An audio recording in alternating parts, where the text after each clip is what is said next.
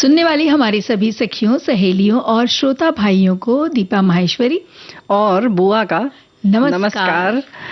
और बहुत सारे संदेश आए बुआ। देखो भाई, विषय जब भी परिवार से जुड़ जाए और विवाह की बात हो जाए ना, तो फिर ऐसे जैसे लगता है पूरी बारात आ गई है घर में, है कि नहीं?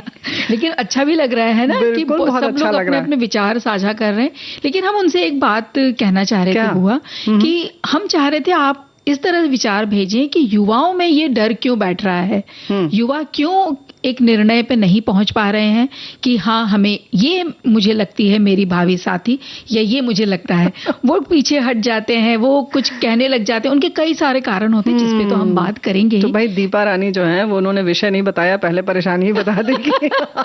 शायद उत्सुकता में निकल गया बुआ। हाँ बिल्कुल, नहीं कोई बात नहीं, ये तो यही होता ही है, ये भाव होते हैं जो ऐसे चले आते हैं जी। और वैसे जो हमारे साथियों ने लिखा भी है, वैवाहिक जीवन की जिम्मेदारी में बढ़ता डर जी, तो वो कहीं ना कहीं अप्रत्यक्ष रूप से वही है जो इन्होंने जैसे विवाह के बाद बताया है। हाँ। जिम्मेदारी से भय, तो बच्चे इसलिए भी विवाह नहीं कर रहे हैं कि ये बाद में यही आएगा। हाँ। तो उन्होंने उसके बाद की बात कर दी और कुछ अपने अनुभव भी साझा कर दिए हैं। तो हम सभी का स्वागत करते हैं और बात करते हैं वैवाहिक जीवन की जिम्मेदारी में बढ़ता डर, या बल्कि यूं कहें कि विवाह करने में जो भय है, विवाह करने से बच्चे डर रहे हैं, उस पर हम चर्चा करना चाह रहे हैं आज, है ना? तो वो आप सब देख रहे होंगे।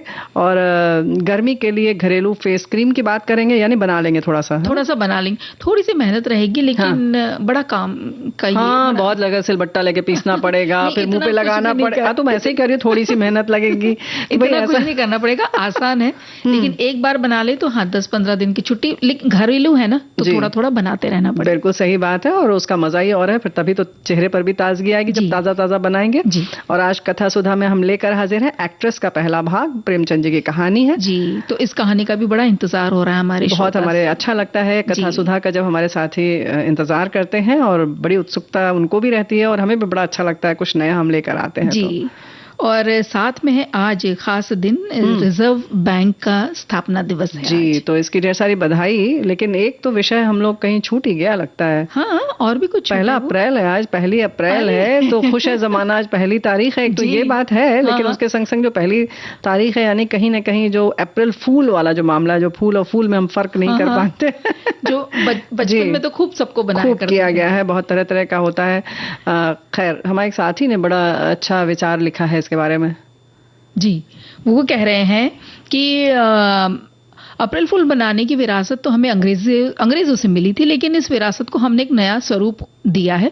अगर हम किसी को अप्रैल फूल यानी मूर्ख बनाने का प्रयास करने के बजाय अप्रैल कूल यानी वातावरण ठंडा बनाने का प्रयास करें तो सोने पे सुहागा कहलाएगा जी। इसलिए हर एक आदमी को, हर एक गांव, हर एक शहर में एक एक पौधा लगाने का प्रयास करना ही चाहिए। क्या बात है। लिखते हैं कि हर एक व्यक्ति द्वारा किया गया एक छोटा सा प्रयास पृथ्वी पर पर्यावरण बनाए और बचाए रखने में बड़ा योगदान सिद्ध हो सकता है, बड़ा आंदोलन सिद्ध हो सकता है। गर्मी से भी राहत मिलेगी इसके कारण। इस सृष्टि में बसते मानव जीवन के साथ कई अबोल पशु पक्षियों के आशीर्वाद भी हमें मिल सकते हैं, तो क्यों ना इस आंदोलन को आज से ही शुरू कर दे। और इन्होंने हम लोगों का नाम लिखा है और लिखा कि अप्रैल कूल बनाने के प्रयास में सहभागी बनने के आग्रह के साथ इन्होंने लिखा है हमारा सप्रेम नमस्कार। तो बात वाकई बड़ी अच्छी है, बड़ी अच्छी है ना। हाँ। अप्रैल फूल को अप्रैल कूल कर दिया। जी हाँ, बिल्कुल। गर्मियां आ रही हैं तो भाई अपने तो कूल बनने के लिए हम पौधे लगाए ही, लेकिन जो पशु पक्षी जो हैं, पंछी जो हैं, उनके लिए कहीं बर्तन में, मिट्टी के बर्तन में लेकिन रखें पानी, क्योंकि बाकी जो हम लोग प्लास्टिक में रखते हैं उससे पानी बहुत गर्म हो जाता है, वो उनके लिए नुकसानदेह होता है। थोड़ा अनाज रख दें, पानी जरूर रख दें कहीं कहीं थोड़ी थोड़ी दूर और ऐसी जगह पे जहाँ पे उन्हें दिखे। हाँ, दिख जाएगा उनको, 2 दिन आप रखेंगे दिख जाएगा, वो आ जाएंगे, क्योंकि वो बहुत प्यासे होते हैं और उन्हें पानी नहीं मिलता है। बिल्कुल। और जैसे ये बात हुई बहुत जरूरी थी अप्रैल कूल की, वैसे ही भारतीय रिजर्व बैंक का स्थापना दिवस है, तो इसके बारे में भी जानना कि भाई कब बना और क्या इसका स्थापना कब हुई। तो जैसे ये केंद्रीय बैंक है हमारे देश का और भारत के सभी बैंकों को संचालित करता है। भारत की अर्थव्यवस्था को रिजर्व बैंक ही नियंत्रित करता है। रिजर्व बैंक की स्थापना सबसे पहले जनवरी 1927 में पहले विधेयक पेश हुआ था और 7 साल के बाद मार्च 1934 में ये अधिनियम ने मूर्त रूप लिया था। विकासशील देशों के सबसे पुराने केंद्रीय बैंकों में से रिजर्व बैंक एक है। भारतीय रिजर्व बैंक की स्थापना, जैसा कि हम बात कर रहे हैं, 1 अप्रैल 1935 को हुई और एक्ट जो था वो 1934 के अनुसार था। प्रारंभ में इसका केंद्रीय कार्यालय कोलकाता में था, फिर सन 1937 में मुंबई स्थानांतरित कर दिया गया और 1949 में ये जो है निजी बैंक था तब तक, लेकिन 1949 में ये भारत सरकार का उपक्रम बन गया और रिजर्व बैंक के 29 क्षेत्रीय कार्यालय हैं जिनमें ज्यादातर राज्यों की राजधानियों में स्थित हैं। जी, और इसके जो खास काम क्या होते हैं रिजर्व बैंक के, वैसे तो सभी जानते हैं, लेकिन उसके अलावा जो खास बातें जैसे मुद्रा संबंधी नीति बनाना, उसका कार्यान्वयन करना और उसकी निगरानी करना, जितनी भी नीतियां बने वो सब उपयोग में आ रही हैं या नहीं वो देखना। उसके साथ साथ विनियमन और पर्यवेक्षण करना है, विदेशी मुद्रा का प्रबंधन करना है, मुद्रा जारी करके उसका विनिमय और परिचालन करना है, योग्य न रहने पर उसे नष्ट भी करना इनकी जिम्मेदारी है। ये भी जिम्मेदारी है। और भारत सरकार का बैंकर और भारत के अन्य बैंकों का जो बैंकर के रूप में ये काम करता है और भारतीय मुद्रा की साख को भी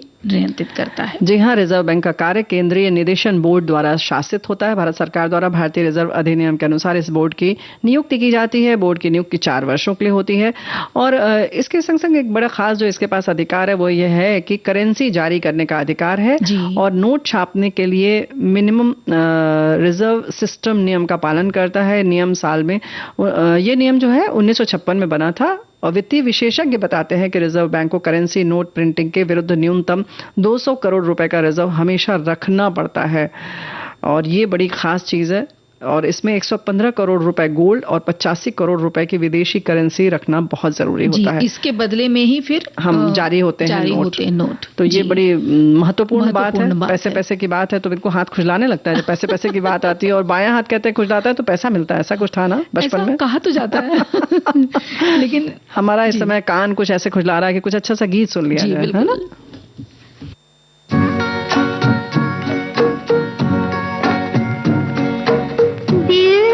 किसी के प्यार का जलता हुआ दिया,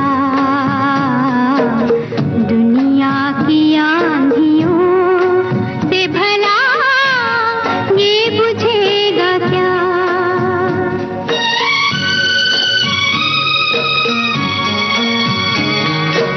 दिल में किसी के प्यार का जलता हुआ दिया,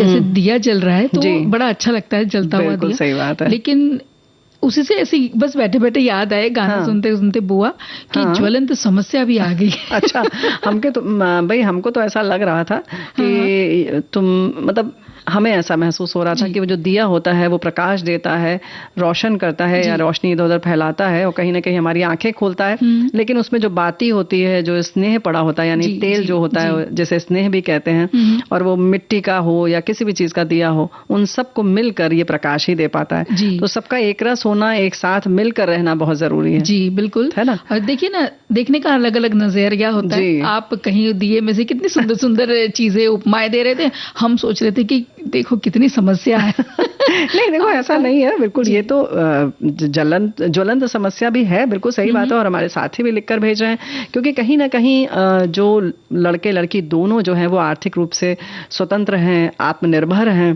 तो दबना नहीं चाहते हैं, या कहीं ना कहीं एक दूसरे से समझौता, कहीं जब टकराव की स्थिति तो आती ही है, क्योंकि दोनों का अपना अधिकार है ना। बिल्कुल। तो उन्हें लगता है भाई हम भी तो बराबर से कमा रहे हैं, या यूं कहें कि चूंकि बाहर निकल रहे हैं तो कमाना भल छोड़ भी दे, तो कहते हैं कि हम भी तो उतनी ही परेशानी झेल रहे हैं, है ना। ये भी बात है, ये भी बात है। तो यही कारण हम ढूंढना चाह रहे हैं कि कहाँ पे क्या क्या कारण है, क्या क्या चीजें हमारे भी श्रोता अपने घरों में कहीं देख रहे हैं या आस पड़ोस में देख रहे हैं कि क्यों एक युवा पीछे हट रहा है, पीछे नहीं हट रहा है, या थोड़ा उसको टाल देता है कि अभी 2 साल रुकिए, 3 साल रुकिए, अभी कर लेंगे, जल्दी क्या है, ब्याह तो करना ही है ना, तो हम कर लेंगे, आप क्यों मम्मी इतनी चिंता करती हो, या पापा से कहते हैं इस तरह की बातें। तो जैसे आपने अभी बात करी कि सामाजिक जो स्थितियां होती हैं और सामाजिक जो प्रेशर, उन पे दबाव जो उनके ऊपर पड़ता है, सामाजिक में मतलब यही हो गया, परिवार के लोग हैं, मित्र लोग होते हैं, और रिश्तेदार भी कहते हैं, पड़ोसी भी बहुत कहते हैं, क्योंकि रिश्तेदार जब मम्मी पापा को कहते हैं तो मम्मी पापा बच्चे, पड़ोसी भी तो कहते हैं। पड़ोसियों को बहुत चिंता होती है, रोज देखते हैं कुंवारा लड़का घूम रहा है तो क्या करेंगे बेचारे। बिल्कुल।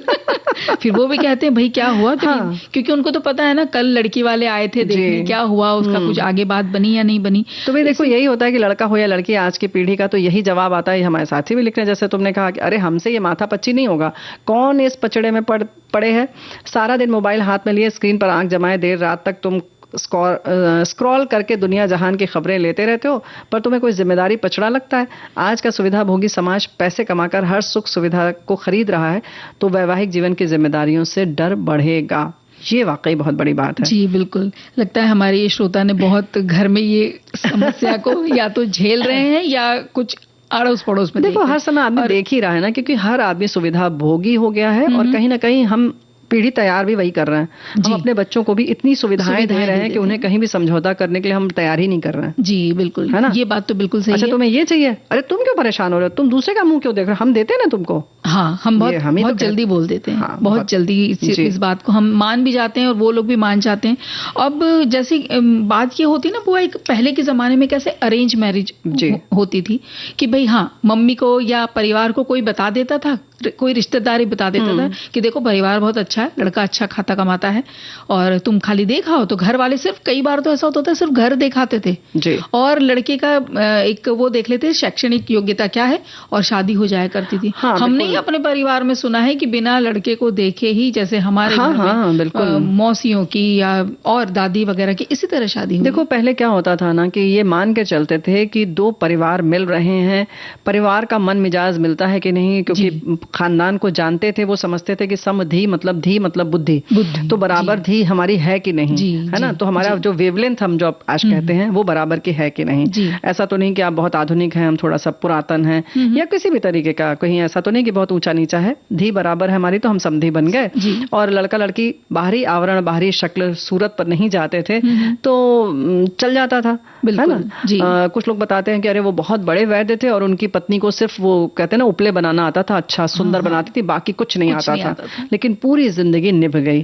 तो इसको निभाना जो शब्द था वो शायद आज डिक्शनरी में से गायब हो गया है।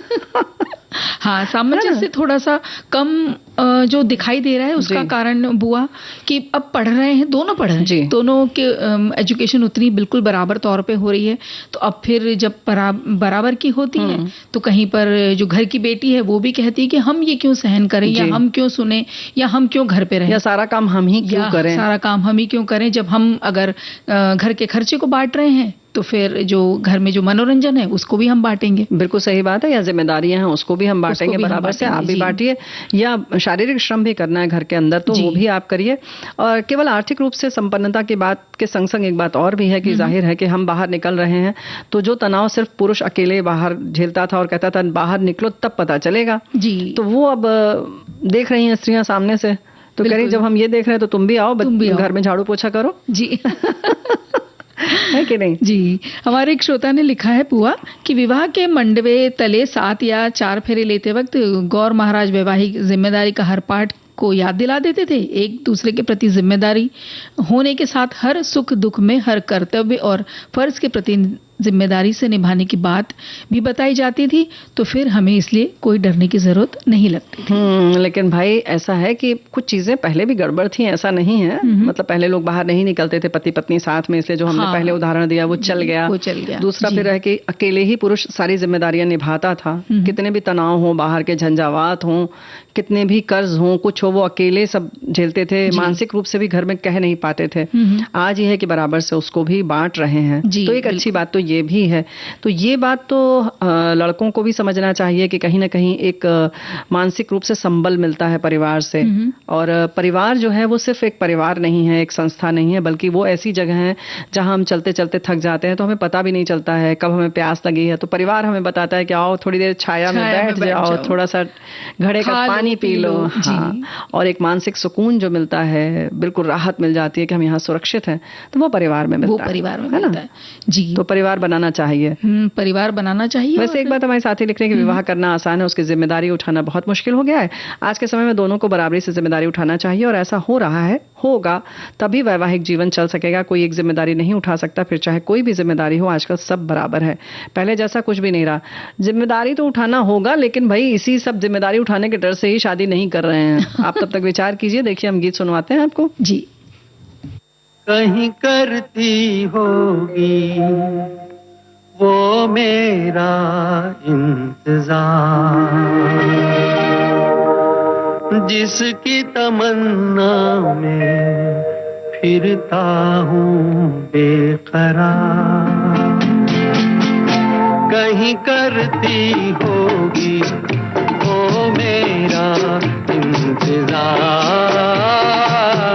जिसकी तमन्ना में फिरता हूँ बेकरार।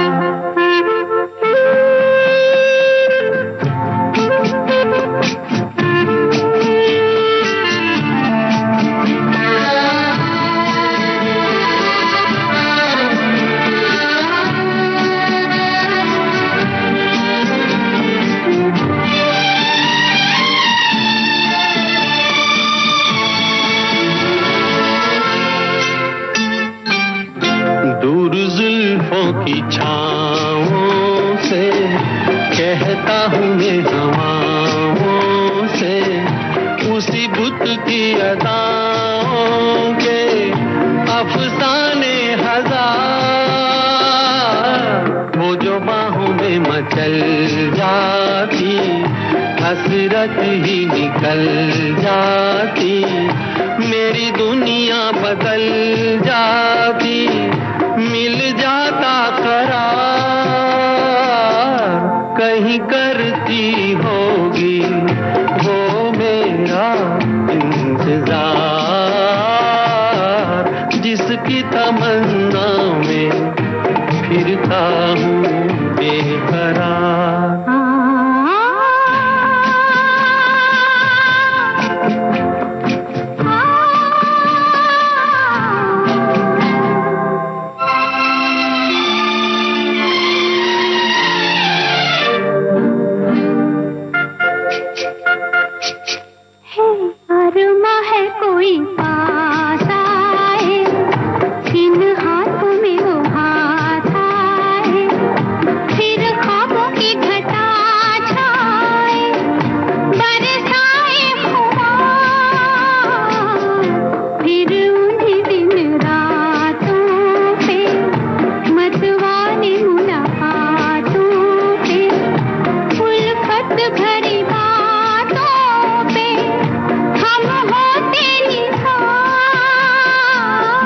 कहीं करती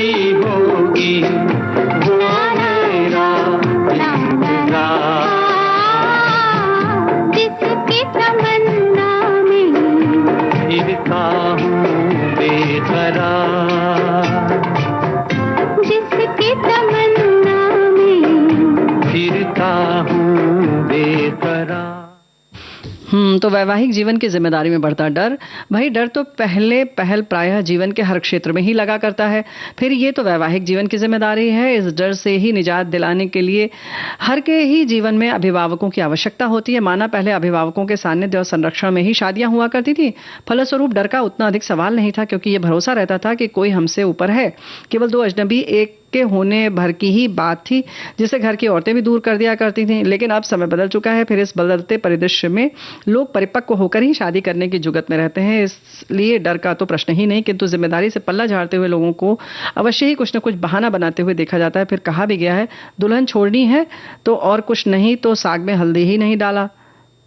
हाँ, ये बात भी सही है। ऐसे आरोप प्रत्यारोप डर नहीं अपितु ढिठाई परख ही हुआ करते हैं। अस्तु डर से बचे नहीं अपितु उससे जूझते हुए उसके आगे के मुकाम पर आए। ऐसा होने पर ही जीवन में भय बिनु होई न प्रीति की पंक्तियां चरितार्थ होंगी। तो बात बिल्कुल सही है आपकी। और अभिभावकों की आवश्यकता होती है, ये तो आपने कहा जी। लेकिन जब शादी ही नहीं करेंगे तो अभिभावक बनेंगे कैसे बनेंगे? बताओ जरा सा। अच्छा, एक बात और है कि ऐसा जैसे कि हम लोग बराबर बात इसी पे कर रहे हैं ना कि बच्चे सोचते हैं कि फिर बच्चे होंगे। आप देखते हैं और भी लिखा है कि चलिए दंपति बच्चे पैदा करना भी नहीं चाह रहे क्योंकि टाइम नहीं पालने का उनके पास, तो करें तो ये भी है समस्या। लेकिन हम तो आज विवाह पे बात कर रहे हैं, बच्चे तो बाद में होंगे।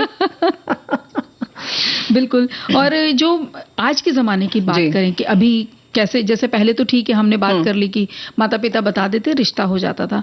अब कैसा हो रहा है ना बुआ कि पहले बोला जाता है कि क्या आपको करना सही लगता है, तो बच्चे बोलते हैं कि नहीं हमको तो पहले मिलना है। या हम एक मुलाकात करेंगे या दो मुलाकात करेंगे, फिर ऑनलाइन थोड़ी चैटिंग होती है, थोड़ा सोशल मीडिया पे चैटिंग होती है, फिर वो नापसंद पूछते हैं, उसमें 2-3 महीने निकल जाते हैं। तो अब 2-3 महीनों में कुछ ऐसी बातें हो जाती हैं, कहीं किसी ने कुछ बोल दिया दोनों में से किसी एक ने, तो एक ने बोल दिया तो दूसरा नाराज हो जाता है। हाँ, अच्छा, उसमें बड़े हम लोग खुश भी इस बात पे होते हैं कि चलो अच्छा वो पहले ही पता चल गया। और इस चक्कर में पहले सबका पता चल जाता है, फिर कोई नहीं अच्छा लगता है। ये भी होता है, ये भी हो रहा है, ये बहुत हो रहा है। क्योंकि पहले जो बात मिठास से शुरू हुई होती है, वो कहीं जाकर के ये सुने हैं घर में किससे नहीं होता है, अरे उसने तो ऐसे बोल दिया। तो पहले इसीलिए तो ज्यादा मिलने नहीं देते थे, कहते थे ज्यादा बात पता चल जाएगी तो शादी नहीं होगी। तो ये चीज में अब, लेकिन अब थोड़ा स्वरूप ही कुछ इस तरीके का हो गया है कि बच्चे मानते ही नहीं है। माँ बाप, हमने ये भी देखा है कहीं पर कि उन्होंने, हमारे दूर के रिश्तेदार है, उन्होंने 3 लड़के अपनी बेटी के लिए पसंद करे, तीनों बहुत ही अच्छे।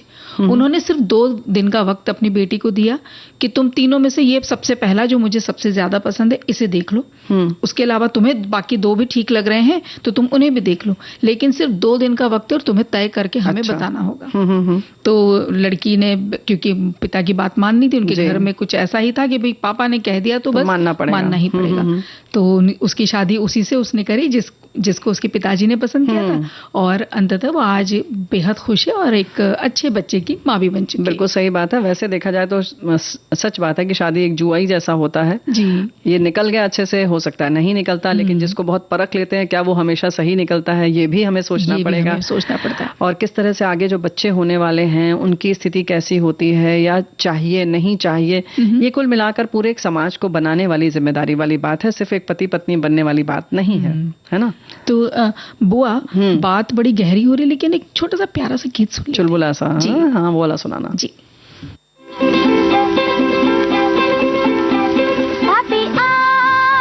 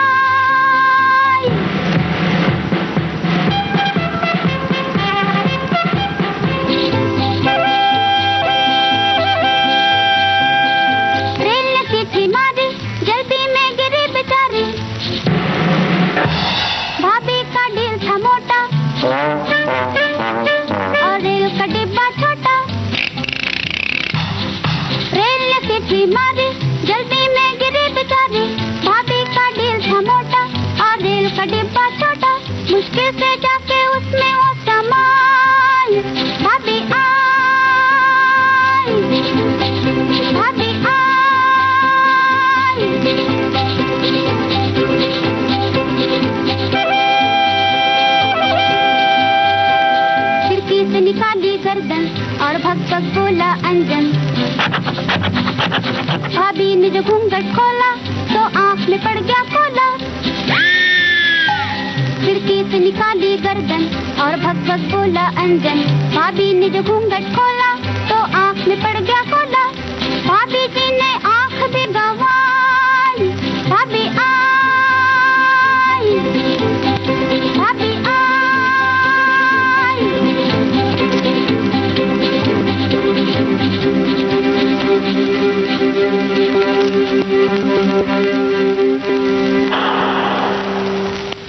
पान बीड़ी माचिस सिगरेट। चाय करिए, चाय करिए। तांगा, ए तांगे वाले इधर आओ। भाभी ने बुलाया तांगा, उसने 1 रुपया मांगा। कानी का नसीबा फूटा, तांगे का पहिया टूटा। भाभी ने बुलाया तांगा, उसने 1 रुपया मांगा। कानी का नसीबा फूटा, तांगे का पहिया टूटा। ठुमक ठुमक ठुमक पैदल आई। ठुमक ठुमक ठुमक पैदल आई। भाभी आई, भाभी आई।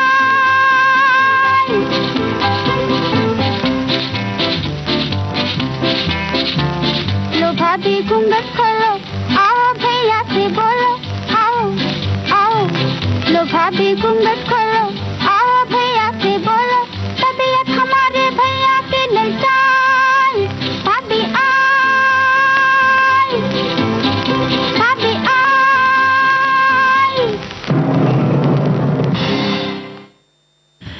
बुआ जी, भाभी बात का है। तो स्वागत करते हैं, लेकिन एक अंतराल लेके ले। जी हाँ, बिल्कुल।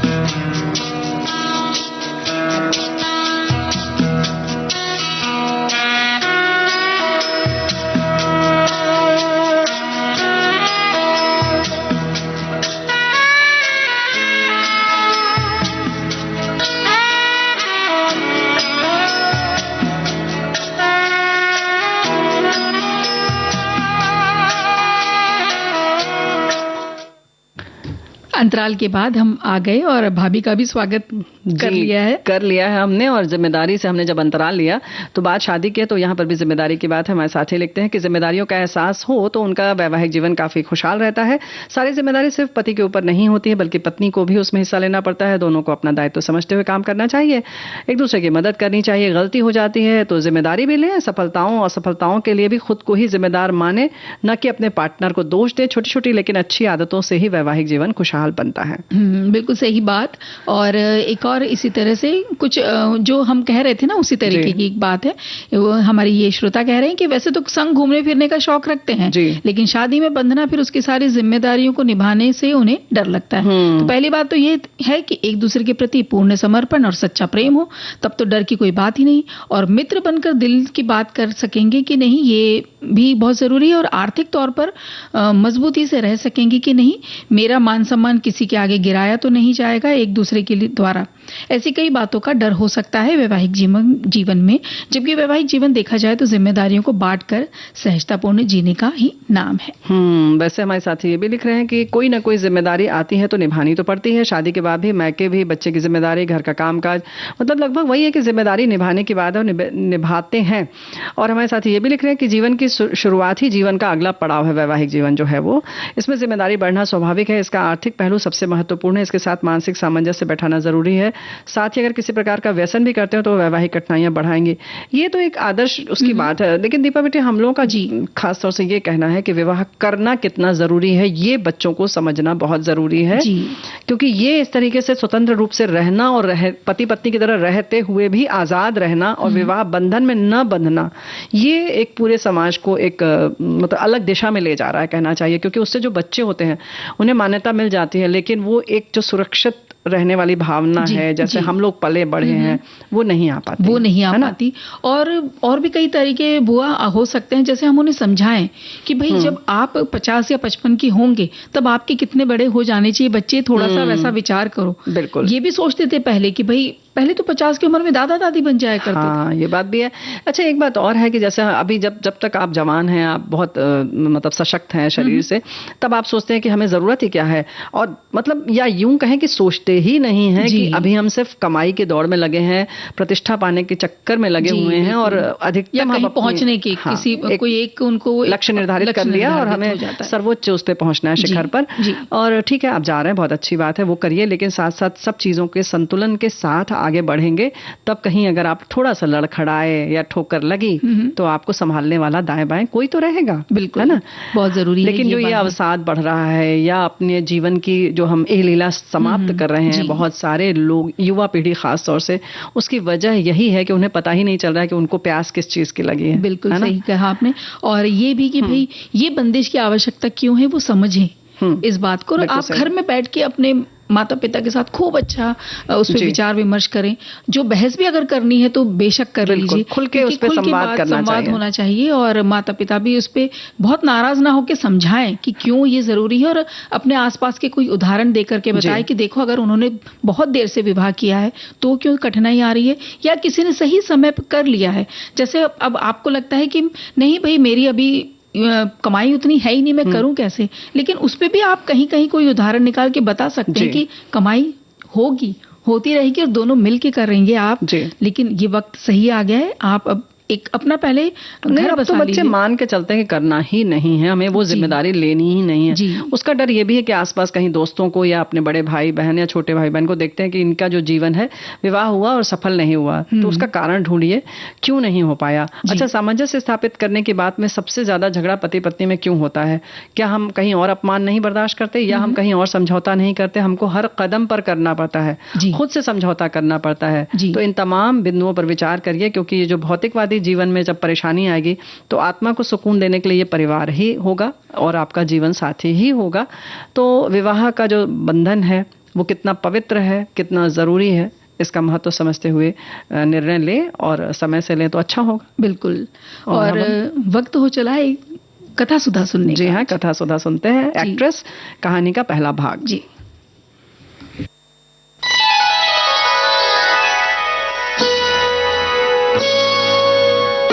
कथा सुधा, भाव भरी कहानियों का सागर, जिसकी लहरें कभी मुस्कुराहट सजाएंगी तो कभी आंखें नम कर जाएंगी। सामाजिक सरोकार से लेकर परिवार तक की होंगी बातें, कुछ मनोरंजन होगा तो कुछ सीख भी मिल जाएगी।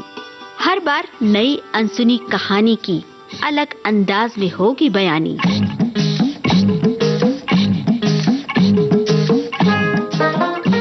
कहानी की मौलिकता बनाए रखते हुए श्रोताओं के लिए कार्यक्रम रोचक और सुगम हो, इसलिए कहानी में थोड़े बहुत बदलाव किए गए हैं। आशा है आपको कथा सुधा में डूबना अच्छा लगेगा। कथा सुधा में आइए आज सुनते हैं मुंशी प्रेमचंद की कहानी एक्ट्रेस। आज प्रस्तुत है इस कहानी का पहला भाग।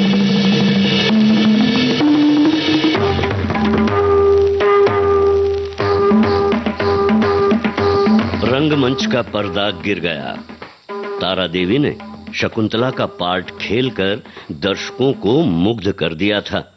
जिस वक्त वो शकुंतला के रूप में राजा दुष्यंत के सम्मुख खड़ी ग्लानि, वेदना और तिरस्कार से उत्तेजित भावों को अग्नेय शब्दों में प्रकट कर रही थी, दर्शक वृंद शिष्टता के नियमों की उपेक्षा करके मंच की ओर उन्मत्तों की भांति दौड़ पड़े थे और तारा देवी का यशोगान करने लगे थे। कितने ही तो स्टेज पर चढ़ गए और तारा देवी के चरणों पर गिर पड़े। सारा स्टेज फूलों से पट गया, आभूषणों की वर्षा होने लगी। यदि उसी क्षण मेनका का विमान नीचे आकर उसे उड़ा न ले जाता तो कदाचित उस धक्कम धक्के में 10-5 आदमियों की जान पर बन जाती। मैनेजर ने तुरंत आकर दर्शकों को गुण ग्राहकता का धन्यवाद दिया और वादा भी किया कि दूसरे दिन फिर वही तमाशा होगा। तब लोगों का मोहनमाद शांत हुआ, मगर एक युवक उस वक्त भी मंच पर खड़ा रहा। लंबे कद का था, तेजस्वी मुद्रा, कुंदन का सा देवताओं का सा स्वरूप, गठी हुई देह, मुख से एक ज्योति सी प्रस्फुटित हो रही थी। कोई राजकुमार मालूम होता था। जब सारे दर्शकगण बाहर निकल गए, उसने मैनेजर से पूछा, सुनिए, क्या तारा देवी से एक क्षण के लिए मिल सकता हूं? देखिए, हमारे यहां ऐसा नियम नहीं है, आप उनसे नहीं मिल सकते। तो क्या आप मेरा कोई पत्र उसके पास भेज सकते हैं? जी नहीं, क्षमा कीजिएगा, यह हमारे नियमों के विरुद्ध है। युवक ने और कुछ न कहा, निराश होकर स्टेज के नीचे उतर पड़ा और बाहर जाना ही चाहता था कि मैनेजर ने पूछा, जरा ठहर जाइए, आपका कार्ड? युवक ने जेब से कागज का एक टुकड़ा निकालकर कुछ लिखा और दे दिया। मैनेजर ने पुर्जे को उड़ती हुई निगाह से देखा। कुंवर निर्मल कांत चौधरी, OBE। मैनेजर की कठोर मुद्रा कोमल हो गई। कुंवर निर्मल कांत शहर के सबसे बड़े रईस और तालुकेदार, साहित्य के उज्जवल रत्न, संगीत के सिद्ध हस्त आचार्य, उच्च कोटि के विद्वान, 8-10 लाख सालाना के नफेदार, जिनके दान से देश की कितनी ही संस्थाएं चलती थी, इस समय एक शूद्र प्रार्थी के रूप में खड़े थे। मैनेजर अपने उपेक्षा भाव पर लज्जित हो गया। विनम्र शब्दों में बोला, कुंवर निर्मल कुमार, क्षमा कीजिएगा, मुझसे बड़ा अपराध हुआ। मैं अभी तारा देवी के पास हुजूर का कार्ड लिए जाता हूं। जी नहीं, अब रहने ही दीजिए, मैं कल 5 बजे आऊंगा। इस समय तारा देवी को कष्ट होगा, ये उनके विश्राम का समय है। मुझे विश्वास है कि वह आपकी खातिर इतना कष्ट सहर्ष सह लेंगी। मैं 1 मिनट में आता हूं। किंतु कुंवर साहब अपना परिचय देने के बाद अपनी आतुरता पर संयम का पर्दा डालने के लिए विवश थे। मैनेजर को सज्जनता का धन्यवाद दिया और कल आने का वादा करके चले गए। तारा एक साफ सुथरे और सजे हुए कमरे में मेज के सामने किसी विचार में मग्न बैठी थी। रात का वो दृश्य उसकी आंखों के सामने नाच रहा था। ऐसे दिन जीवन में क्या बार बार आते हैं? कितने ही लोग मेरे दर्शनों के लिए विकल हो रहे हैं। बस एक दूसरे पर फाट पड़ते हैं मानो। ओहो, कितनों को तो मैंने पैरों से ठुकरा दिया। हाँ, ठुकरा दिया। मगर उस समूह में केवल एक दिव्य मूर्ति अविचलित रूप से खड़ी थी। उसकी आंखों में कितना गंभीर अनुराग था, कितना दृढ़ संकल्प। ऐसा जान पड़ता था मानो दोनों नेत्र हृदय में चुभे जा रहे हों। आज फिर उस पुरुष के दर्शन होंगे या नहीं, कौन जानता है। लेकिन यदि आज उनके दर्शन हुए तो तारा उनसे एक बार बातचीत किए बिना न जाने देगी। हाँ, न जाने देगी। ये सोचते हुए उसने आईने की ओर देखा। कमल का फूल सा खिला था। कौन कह सकता था कि वो नवविकसित पुष्प 33 बसंतों की बहार देख चुका है। वो कांति, वो कोमलता, वो चपलता, वो माधुर्य किसी नव यौवना को लज्जित कर सकता था। तारा एक बार फिर हृदय में प्रेम दीपक जला बैठी। आज से 20 साल पहले एक बार उसको प्रेम का कटु अनुभव हुआ था। तब से वो एक प्रकार का वैधव्य जीवन व्यतीत करती रही। कितने प्रेमियों ने अपना हृदय उसको भेंट करना चाहा था, पर उसने किसी की ओर आंख उठाकर भी न देखा था। उसे उनके प्रेम में कपट की गंध आती थी। मगर आज उसका संयम उसके हाथ से निकल गया। एक बार फिर आज उसे हृदय में उसी मधुर वेदना का अनुभव हुआ जो 20 साल पहले हुआ था। एक पुरुष का सौम्य स्वरूप उसकी आंखों में बस गया, हृदय पट पर खिंच गया। उसे वो किसी तरह भूल न सकती थी। उसी पुरुष को उसने मोटर पर जाते हुए देखा होता तो कदाचित उधर ध्यान भी न करती, पर उसे अपने सम्मुख प्रेम का उपहार हाथ में लिए देखकर वो स्थिर न रह सकी। सहसा दाई ने आकर कहा, बाई जी, रात की सब चीजें रखी हुई हैं, कहिए तो लाऊं? नहीं, मेरे पास चीजें लाने की जरूरत नहीं। मगर ठहरो, क्या क्या चीजें हैं? एक ढेर का ढेर तो लगा है बाई जी, कहाँ तक गिनाऊं? अशरफियां हैं, बाल के पिन, बटन, लॉकेट, अंगूठियां, सभी तो है। एक छोटे से डिब्बे में एक सुंदर सा हार भी है। मैंने आज तक वैसा हार नहीं देखा, सब संदूक में रख दिया है। अच्छा, वो संदूक मेरे पास लेकर आओ। हाँ, वो वाला। दाई ने संदूक लाकर मेज पर रख दिया। उधर एक लड़के ने एक पत्र लाकर तारा को दिया। तारा ने पत्र को उत्सुक नेत्रों से देखा।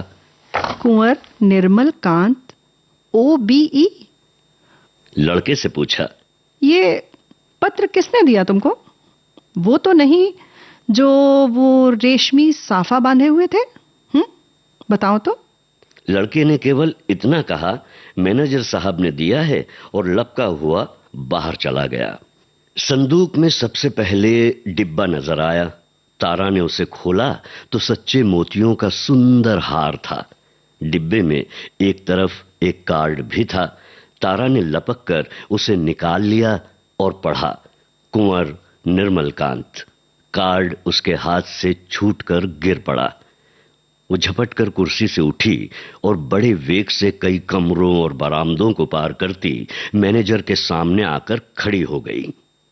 मैनेजर ने खड़े होकर उसका स्वागत किया और बोला, तारा जी, मैं रात की सफलता पर आपको बधाई देता हूं। कुंवर निर्मलकांत क्या बाहर है? है बाहर? कुंवर साहब का रुक्का तो रात ही तुम्हारे चले आने के बाद मिला था। मैनेजर साहब, तो आपने उसी वक्त मेरे पास क्यों न भेज दिया?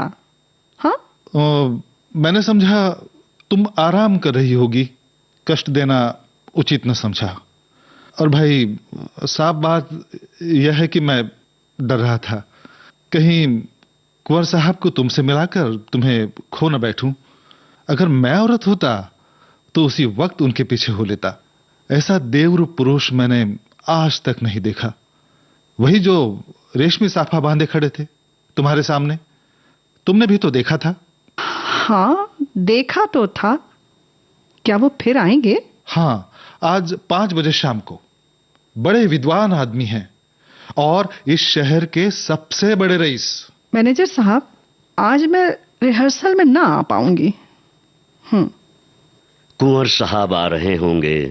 तारा आईने के सामने बैठी है और दाई उसका श्रृंगार कर रही है। श्रृंगार भी इस जमाने में एक विद्या है।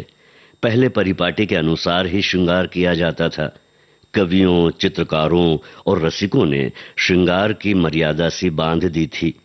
आंखों के लिए काजल लाजमी था, हाथों के लिए मेहंदी, पांव के लिए महावर, एक एक अंग एक एक आभूषण के लिए निर्दिष्ट था। आज वो परिपाटी नहीं रही। आज प्रत्येक रमणी अपनी सुरुचि, सुबुद्धि और तुलनात्मक भाव से श्रृंगार करती है। उसका सौंदर्य किस उपाय से आकर्षकता की सीमा पर पहुंच सकता है, यही उसका आदर्श होता है। तारा इस कला में निपुण थी। वो 15 साल से इस कंपनी में थी और ये समस्त जीवन उसने पुरुषों के हृदय से खेलने में ही व्यतीत किया था। किस चितवन से, किस मुस्कान से, किस अंगड़ाई से, किस तरह केशों के बिखेर देने से दिलों का कत्लेआम हो जाता है, इस कला में कौन उससे बढ़कर हो सकता था। आज उसने चुन चुन कर आजमाए हुए तीर तरकस से निकाले और जब अपने अस्त्रों से सचकर वो दीवान खाने में आई तो जान पड़ा मानो संसार का सारा माधुर्य उसकी बलाएं ले रहा है। वो मेज के पास खड़ी होकर कुंवर साहब का कार्ड देख रही थी। उसके कान मोटर की आवाज की ओर लगे हुए थे। वो चाहती थी कि कुंवर साहब इसी वक्त आ जाए और उसे इसी अंदाज से खड़े देखे। इसी अंदाज से वो उसके अंग प्रत्यंगों की पूर्ण छवि देख सकते थे। उसने अपनी श्रृंगार कला से काल पर विजय पा ली थी। कौन कह सकता था कि ये चंचल नवयौवना उस अवस्था में पहुंच चुकी है जब हृदय को शांति की इच्छा होती है। वो किसी आश्रम के लिए आतुर हो उठता है और उसका अभिमान नम्रता के आगे सिर झुका देता है। तारा देवी को बहुत इंतजार न करना पड़ा। कुंवर साहब शायद मिलने के लिए उससे भी उत्सुक थे। 10 मिनट के बाद उनकी मोटर की आवाज आई। तारा संभल गई। एक क्षण में कुंवर साहब ने कमरे में प्रवेश किया। तारा शिष्टाचार के लिए हाथ मिलाना भी भूल गई। प्रौढ़ा अवस्था में भी प्रेमी की उद्विग्नता और असावधानी कुछ कम नहीं होती। वो किसी सलज्जा युवती की भांति सिर झुकाए खड़ी रही।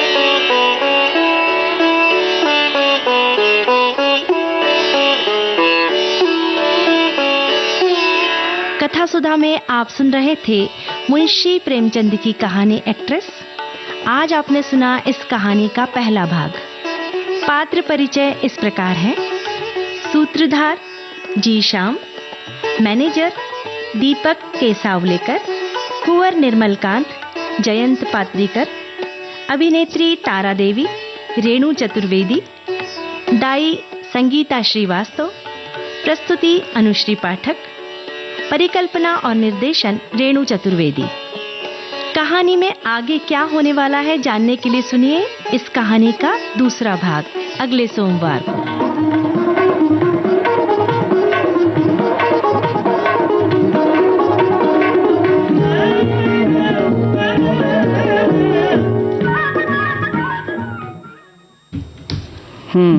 तो अभिनेत्री का भाग 1 हमने सुना। जी हाँ, एक्ट्रेस का। और अब हम अगली बार सुनेंगे। अगले सोमवार को हम लोगों को भी इंतजार रहेगा। जी और अभी क्या इंतजार है? एक गीत सुनने का।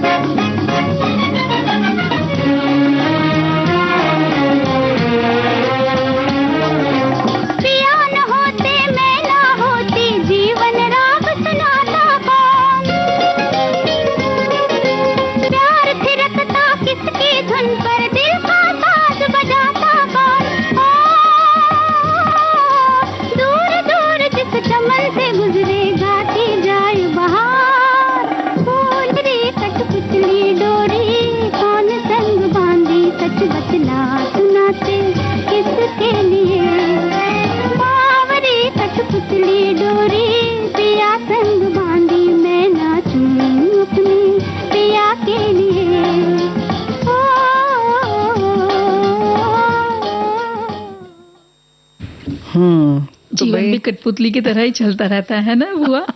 बिल्कुल सही बात है, लेकिन ये चेहरा जो है हर कोई चमकाना चाहता है, और हम लोगों ने बात की है कि वायदा किया है कि बताएंगे कि किस तरह से चावल में स्किन टाइटनिंग जो होती है उसको कैसे प्रयोग में लाया जाए और चमक के लिए भी इस्तेमाल किया जाता है। तो ऐसा करें कि 4 बड़े चम्मच को 1.5 गिलास पानी में पका लीजिए चावल को। हाँ, चावल को, और हल्की आंच पर अच्छे से चावल के दाने जब गल जाना चाहिए, फिर पकने के बाद ठंडा करके इस पके हुए चावल को मिक्सर में पीस लीजिए। अब इस गाढ़े पेस्ट को छन्नी या पतले छन्ने से छान लीजिए, मोटा दाना ऊपर रह जाएगा और फाइन पेस्ट मिल जाएगा आपको इसमें।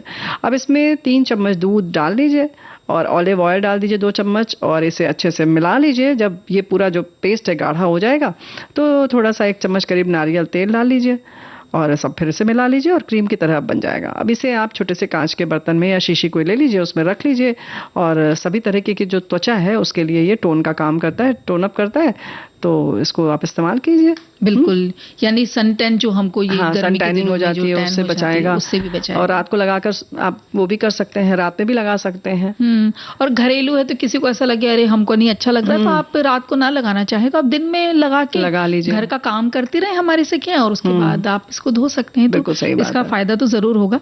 और हमारी एक सखी ने भी देखिए घरेलू फेस पैक भेजा है, फेस मास्क। भाई देखो ऐसा है कि तुमने सखी कैसे पता चला, हो सकता है हमारे सखा लोग जो है ना वो लोग भी व्यंजन विधि भी बेचते हैं और इस तरीके की क्रीम आदि भी बेचते हैं। हाँ, चलिए गलती ठीक कर लेते। नहीं, ये नहीं पता हमने कहा इसलिए।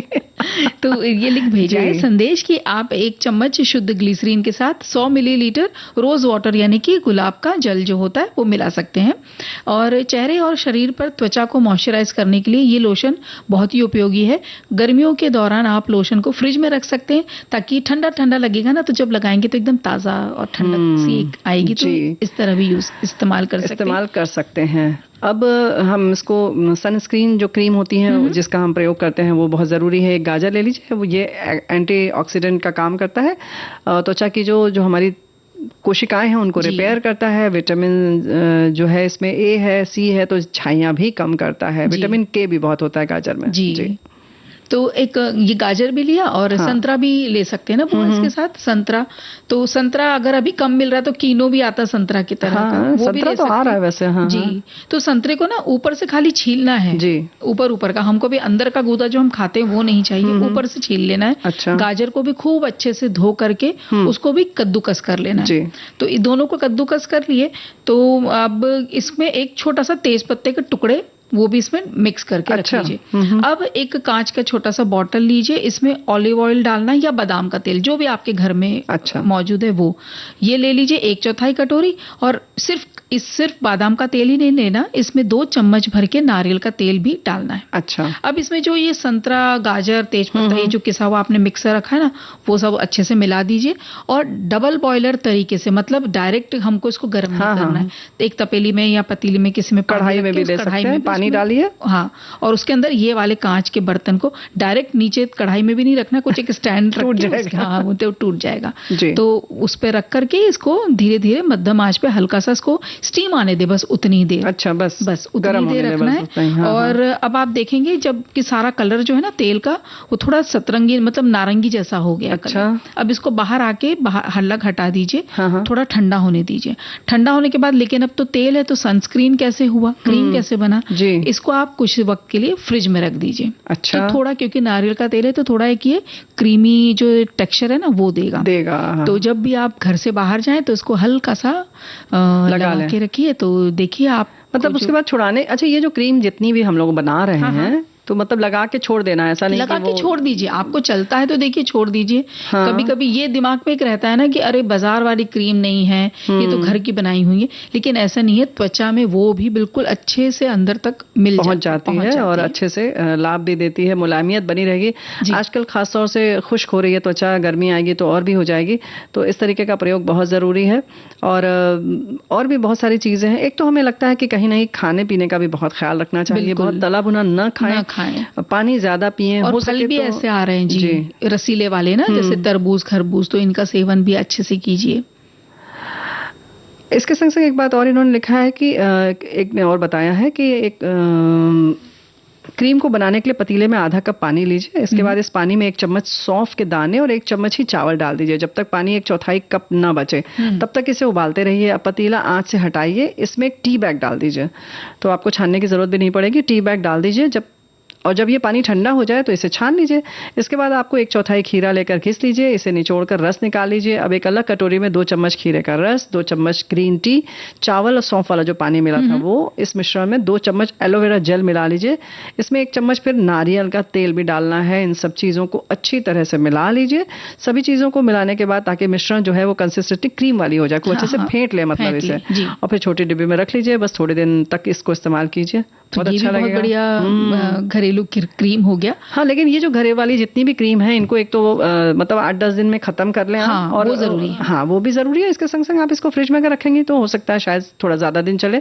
आपको खुद पता चल जाएगा कि इसकी जो प्रकृति बदल रही है और अब समय कह रहा है कि ज्यादा अब आप बात नहीं कर सकते, आपको लेना होगा विदा। तो दीपा माहेश्वरी और बुआ का नमस्कार।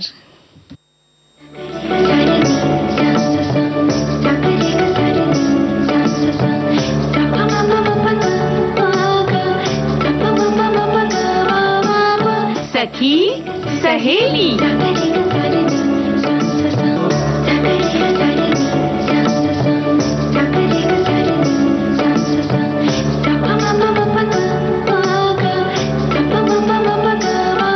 सखी सहेली।